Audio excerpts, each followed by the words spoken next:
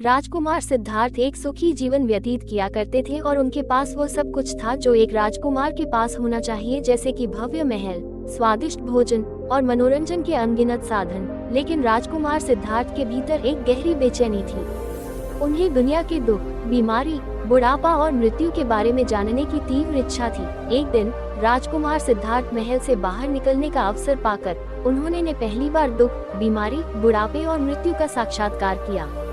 यह उनके लिए एक गहरा सदमा था।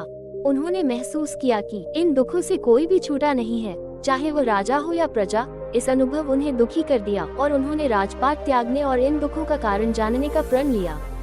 उन्होंने वैभवपूर्ण जीवन छोड़ दिया और एक साधारण साधु का जीवन अपना लिया। राजकुमार सिद्धार्थ ने कई वर्षों तक उन्होंने विभिन्न शिक्षकों से ज्ञान प्राप्त किया और कठोर तपस्या की। उन्होंने गहरे ध्यान में बैठकर जीवन के रहस्यों को समझने का प्रयास किया।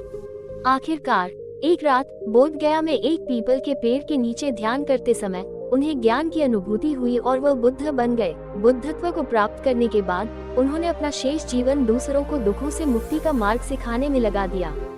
उन्होंने 4 आर्य सत्य और अष्टांगिक मार्ग की शिक्षा दी, जो दुख से मुक्ति का मार्ग प्रशस्त करते हैं। सीख: गौतम बुद्ध की कहानी हमें ये सिखाती है कि सच्ची खुशी भौतिक सुखों में नहीं, बल्कि ज्ञान और करुणा के मार्ग पर चलने में मिलती है।